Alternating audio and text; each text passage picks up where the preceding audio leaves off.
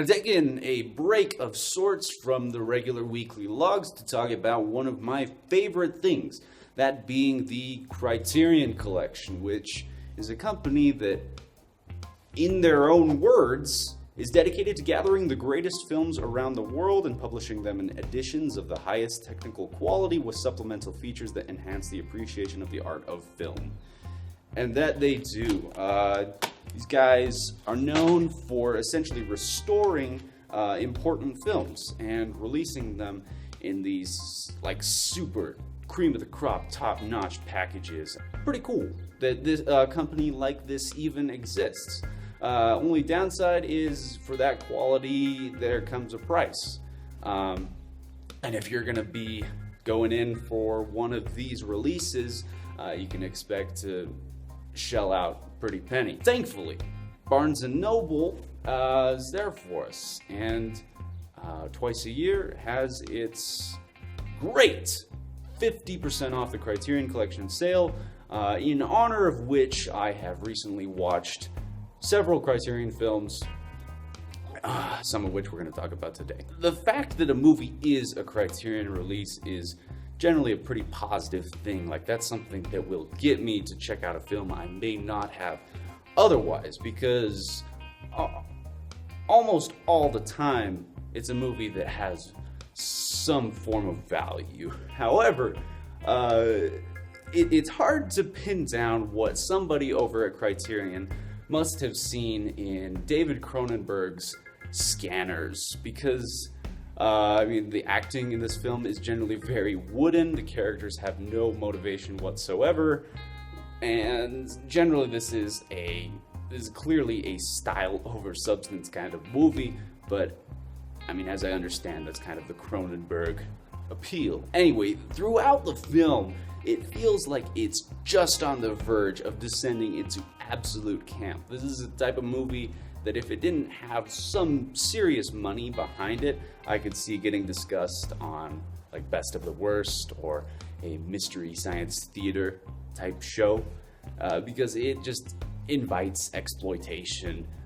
Essentially, it's about the existence of a group of psychics with the ability to do whatever the plot needs them to. It's all very vague, but at one point, one of the main psychics hacks a computer with his mind through a payphone, and it's amazing. Also got some psychic battles that consist of characters essentially just making faces like this for what feels like 20-30 minutes. This is a pretty enjoyable movie. I found it pretty funny. I laughed quite often, but for all the wrong reasons. However, Robert Altman's Shortcuts is a pretty interesting movie, well directed and as ambitious as they come. You can see this one having influenced movies like Magnolia, but I can't necessarily put this on the level of Magnolia because it's kind of a mundane movie. But again, as ambitious as movies come,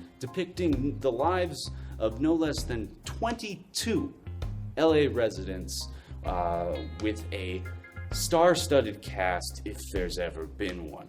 This is the movie you need to watch if you're looking to take your 6 Degrees of Kevin Bacon game to the next level. We got Andie MacDowell from Groundhog Day, Bruce Davison for the first 2 X-Men movies, Laurie Singer, who was in Footloose, Chris Penn, straight out of Reservoir Dogs, Frances McDormand, oh yeah, from Fargo, Fred Ward, Jennifer Jason Leigh, Tim Robbins, Robert Downey Jr., Julianne Moore, Huey Lewis, and my man, Jack Lemmon, who delivers easily the greatest moment in this 3-hour collage of events. Lots of big names there, a lot of things going on in this movie, so you might feel like it gets a little cluttered, but it's more like the movie's just always alive and bursting with talent and energy. Although I feel 1 or 2 bits could have been cut out here or there to bring this thing down from 3 hours, it does prey on people's short attention spans and jumps between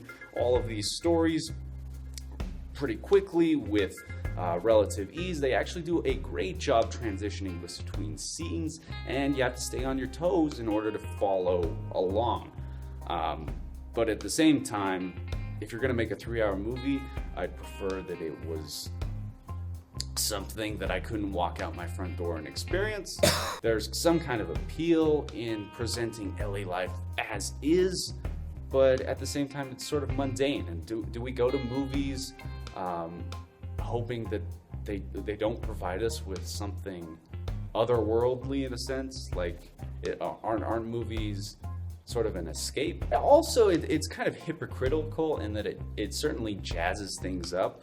So you can tell that it's going for that, just like this is actually LA life aesthetic, but it's also like throwing in affairs and death. There's loads of emotional potential in this film, elements that could have spawned an entire movie on their own, and Altman just sort of lets it slide through our fingers, which, if that sounds like something you'd be interested in, then by all means check this out. And I liked the movie, but I can't pretend like it's impacted me profoundly or really stuck with me.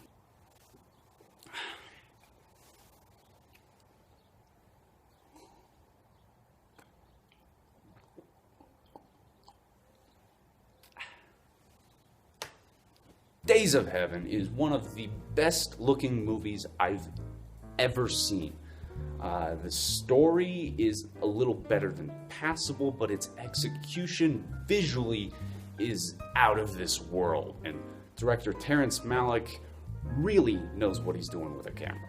Maybe Shoot the Piano Player, aka Shoot the Pianist in some translations, has some significance in the timeline of films leading up to gangster movie masterpieces like The Godfather or Goodfellas, but it's not a movie that's good to this day, and it doesn't hold up especially well. I don't understand how jarring cuts and various technical issues can be overlooked in a movie like this. They very much take one out of the movie, and there's something that we're actively trying to avoid in modern filmmaking. So it's not like it adds old school charm. It's just not like the best made movie. The best thing about Shoot the Pianist is the occasional pointless dialogue scene where characters will converse about really nothing at all, but the way that they interact with each other is entertaining, and the scenes like these have become an integral part of gangster flicks. So that was relatively entertaining, but I'm not calling this movie like the original Pulp Fiction or anything like that. The protagonist feels out of place in a gangster film. It's not altogether that thrilling, and generally it's a pretty forgettable movie. Currently, I'm on the fence with Bergman, but Wild Strawberries is helping convince me of his brilliance. One viewing of this movie clearly isn't enough to get it, but I found myself interested by themes of aging and isolation, and this movie has some real visual value to it. For example, the first dream type sequence with clocks that have no faces and ridiculously hard light, pretty effective stuff. So not a masterpiece in my book, at least not yet, but an important film that I don't object to Criterion's restoration of. So those are the Criterion releases that I watched recently and felt like discussing. It's not like they're movies that I've had quite enough time to fully digest, but there are a good chunk of Criterion films that I've had more time to mull over and have developed a stronger positive opinion of.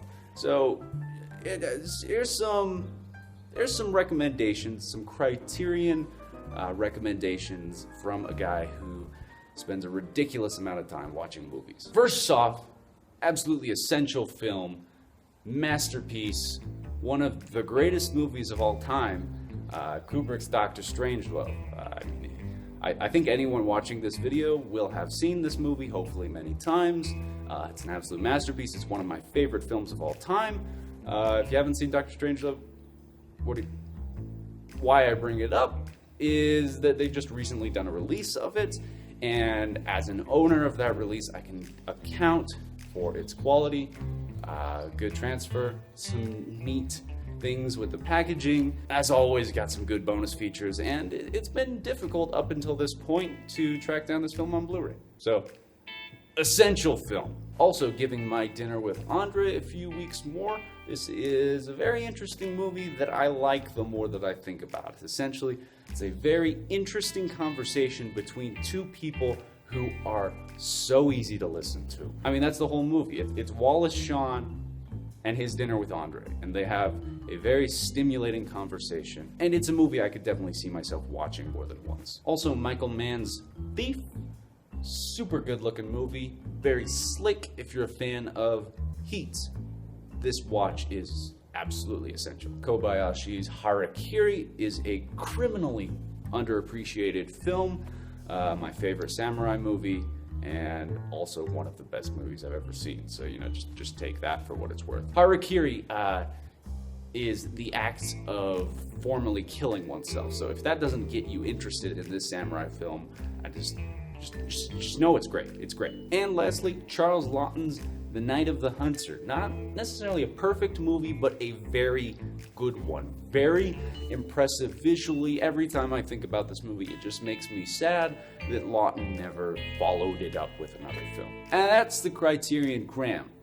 I'm not like the type of guy who watches everything Criterion releases, but yeah, we're working on it, and hopefully we got some recommendations, some movies for you guys to check out. But for now, I'm afraid this is.